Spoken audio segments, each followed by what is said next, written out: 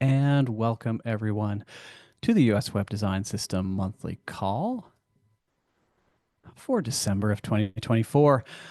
Today, the USWDS logo is in classic wreath form for the holiday season with evergreen panels and a bright poinsettia-like red segment like a bow. Slide 2. My name is Dan Williams, he, him, and I'm the USWDS project lead. And here on screen is my avatar: dark hair, blue sweater, collared shirt, glasses. Today I'm wearing in real life a red checked collared shirt and a blue work shirt and bright green socks for luck. You may also see that it's getting sunny here in this room, so there'll be like reflection off of my glasses. That's exciting too. As Kate mentioned, we are recording this call, and I'm happy to say we're able to share the recordings of these monthly calls publicly. You can find pretty much everything back to January 2023 on our website at designsystem.digital.gov/about/monthly-calls. We typically post videos shortly after the monthly call, and we also link out to the slides and the script hosted at Digitalgov. We've posted a link to our monthly calls page in the chat. We'll be posting other links and references into the chat as we go along. And today we're continuing something we've been doing in the last few calls when it comes to chats and questions. Today in your Zoom window, you'll find a Q&A button in addition to a chat button, possibly under a More button. We'd like to encourage folks to ask questions in the Q&A section instead of the chat. Take a sec now to find the Q&A section and open it up. If any member of our team can answer your question in the Q&A section, we'll do so. Otherwise, there'll be some time for questions and answers at the end of the hour. But the chat's still nice too. Let's use the chat for introducing ourselves, for any other comments or reactions or discussion. Be sure to introduce yourself in the chat. It's nice to know who's here, and it's good to have you here today. For those of you who find the chat distracting, you're welcome to close or hide those discussions during the main presentation. You can reopen them later during the Q&A session at the end of this call. And one final note that starting with this call, we're going to try to end a couple minutes before the top of the hour to give folks at least a moment before they move on to the next thing in their day. So thanks. And with that, let's get started. Slide 3. So what's our agenda for today? Well, first we'll check out a handful of product updates. And then we'll hear from the Federal Website Standards team about the new website standards, followed by a discussion about the relationship between the standards and the design system, which should still also leave time for your questions at the end. So let's get right to it and kick it off on slide 4 with a number of product updates. Slide 5. First, USWDS 3.11.0, our December USWDS release, is out now. Slide 6. This is a nice little release, and it has a couple notable updates and improvements. First, we added more consistent styling for table headers. Now, table headers will get consistent styling no matter where they appear in a table, not just in column headers. We also made a couple updates based on community contributions. We fixed the display of focus outlines in the identifier. Now, focus outlines don't get clipped when they appear in some locations in the identifier's list of required links. And finally, we added a more modern CSS reset. We're leaving some of the older IE11 constrained reset techniques behind, and we're moving to a slimmer reset for USWDS. And that's USWDS 3.11.0. Slide 7. We've also released a good quality of life update to USWDS Compile in USWDS Compile 1.2.1. In its next major release, SAS, the language we use to write our style sheets, is changing how it handles mixed declaration style definitions to match new CSS patterns. And because of this, users are getting sort of alarming deprecation warnings during compilation of USWDS assets. The pattern is not currently deprecated, and we're on track to update the related USWDS code pretty soon. But these current warnings are sort of alarming and noisy, and they can distract folks from the actual signal from the release-related notifications we hope devs do notice from release to release. So in USWDS compile 1.2.1, we're introducing a new setting, which is sort of enabled by default. In this case, false is the enabled setting for this setting, but it's around showing warnings that originate in the USWDS code base. This approach will mute by default these USWDS warnings, including any future warnings that come up, while allowing warnings from custom project SaaS to still be triggered in the terminal. This will allow SaaS to notify users of pending deprecations in their custom code without the noise of hearing about what's happening in USWDS. And of course, users can decide to manually turn these deprecation warnings back on with a single setting if they would like additional context on the upcoming deprecations. So that's USWDS compile 1.2.1, and that's also out now. Slide 8. So December is a big month for accessibility test pages as well. We've got 5 new pages out now: process list, summary box, collection icon list, and button group. And that will wrap 2024 for accessibility test pages. We've published 34 pages this year and have just 11 more prepped for publication in the coming months. This has been a great accomplishment for our accessibility team, and for as a team effort with content and engineering to consistently publish these pages from month to month. Next in the queue are date picker, date range picker, alert, and site alert, coming in January. Slide 9.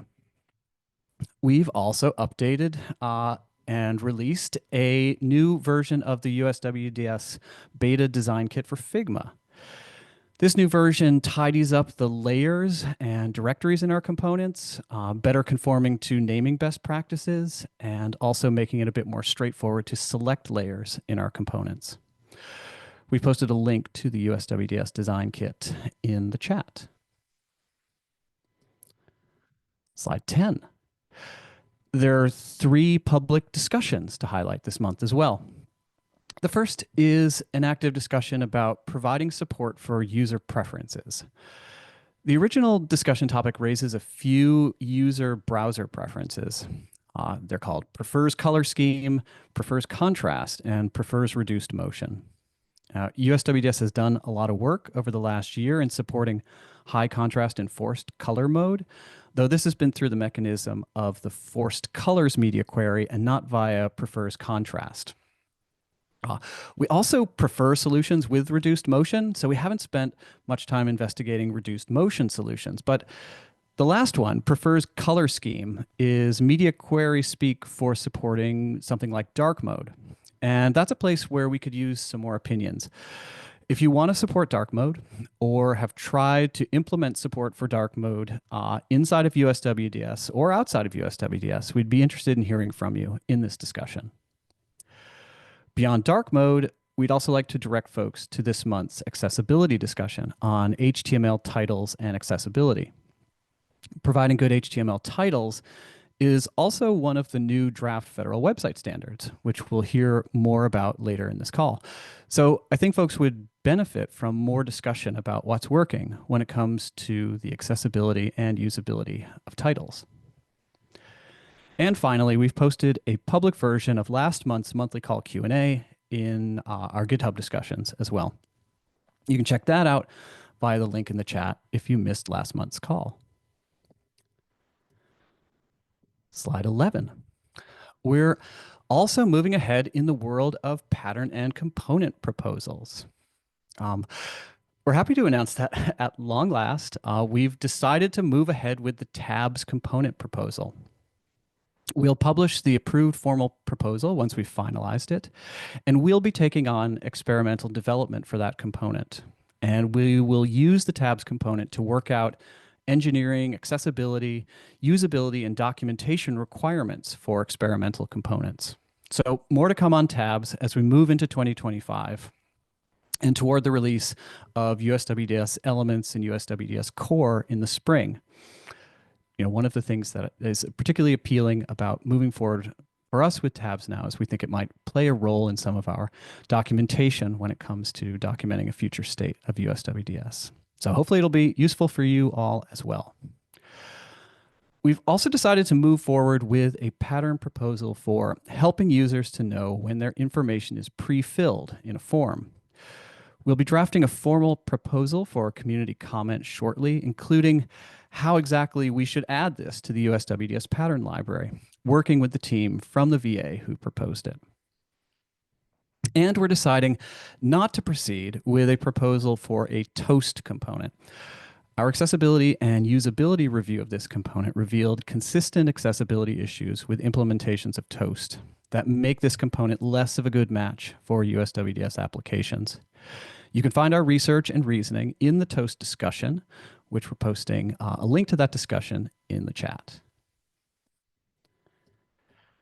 Slide 12. And our last product update is on our development work for USWDS Elements. The new web components flavor of the design system will start to roll out in the spring. We've taken some time over the last month to test out interoperability between our elements composed using a light layer of the lit web components library and both the other big web components library, Stencil.js, and React 19.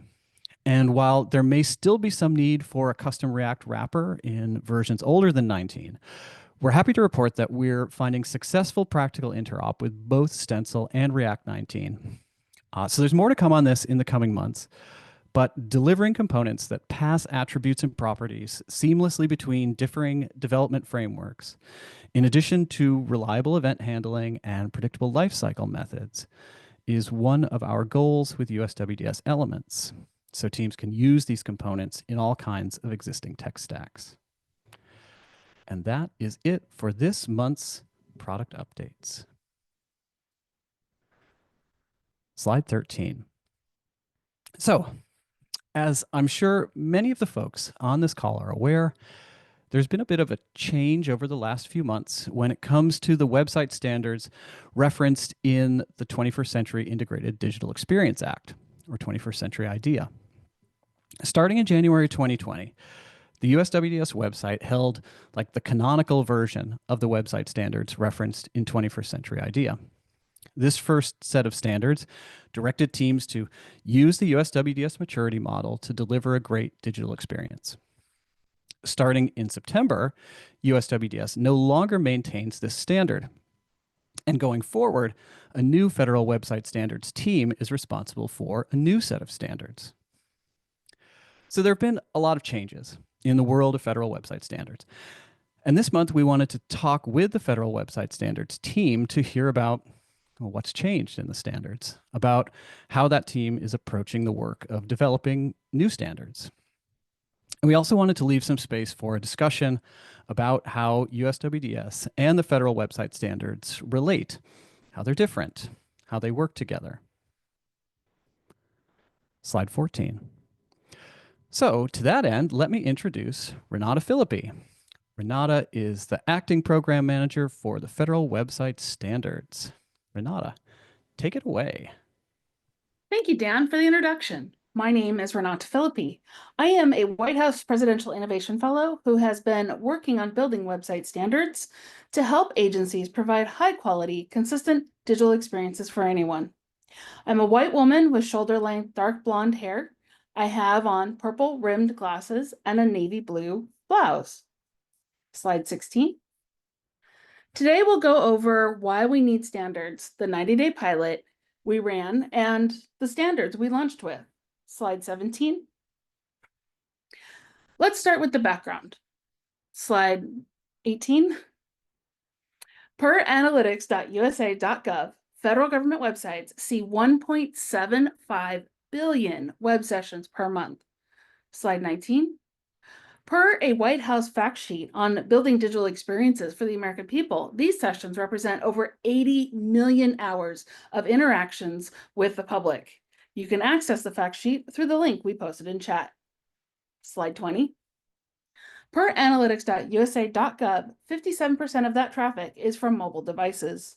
Slide 21. Per the same White House fact sheet, 60% of federal websites are not accessible to all people. Slide 22. And 45% of federal websites are not mobile friendly. Slide 23. Only 2% of federal forms have been digitized for the web. Slide 24. Back in 2018, 21st Century Integrated Digital Experience Act, commonly known as 21st Century IDEA, passed. It requires all agencies to modernize their public-facing websites and digital services, digitize services and forms, accelerate the use of e-signatures, improve customer experience, and standardize and transition to centralized shared services. Slide 25.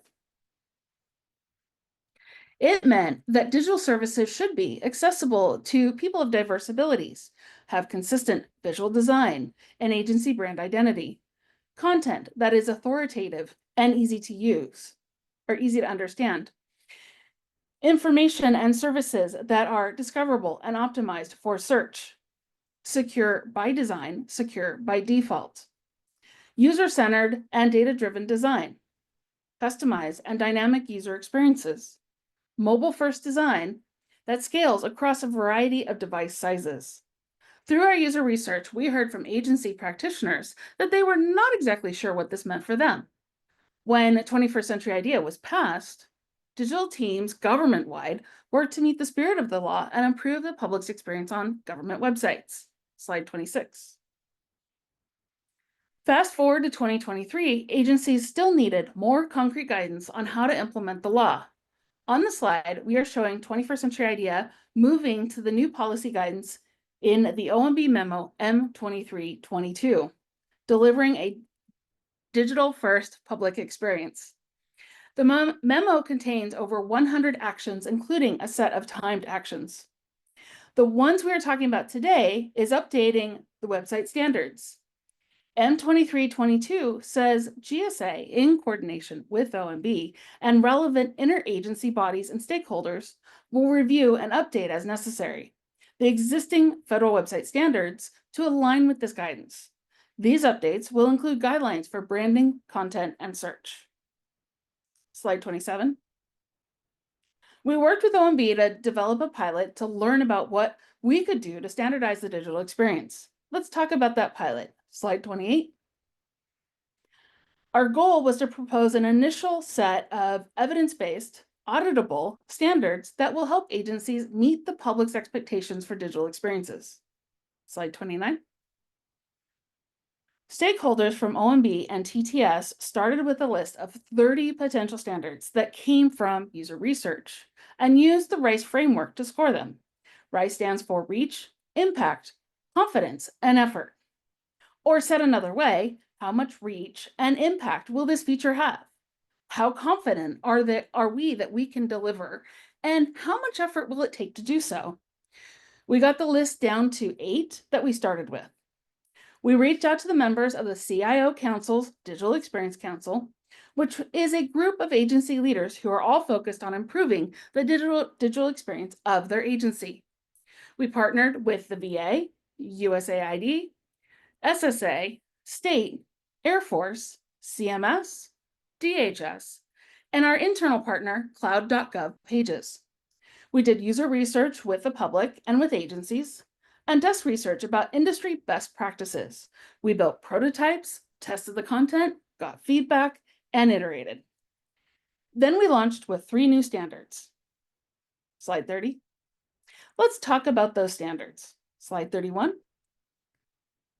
We define standards as actions that will help agencies meet the public's evolving expectations for digital experiences. The standards are evidence-based, auditable, and lead to a consistent digital experience. Slide 32. We launched our website, standards.digital.gov, with 3 pending standards that will be tracked for compliance at some point in the future. The government banner, which has the line, "This is a federal government website," with the flag, and the "This is how you know" dropdown, which is an item we found the public looks for to know if they can trust the website. There are also pending standards for HTML page title and meta page description. Slide 33. Standards that are currently in draft status and will become pending standards after a period of review are the contact page, content timeliness indicator, and site search. Slide 34. And we have two that are currently in research and continuing to be explored. That's the external link. We've had questions around the external link, such as, does it link outside of the government? Or is it just outside of your website, but to another government website page? Just a couple of questions we're exploring. And then the language selector. You'll find that on every standard page on our website, we have listed the why, where it applies, the acceptance criteria, and how to implement that standard. Slide 35.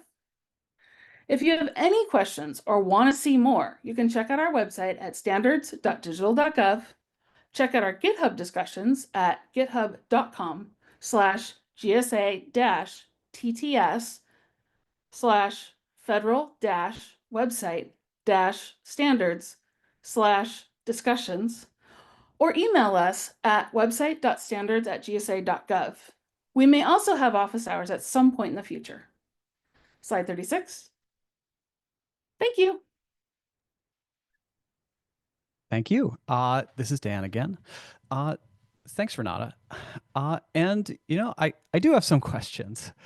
And here's where we're going to stop the recording and have some time for discussion.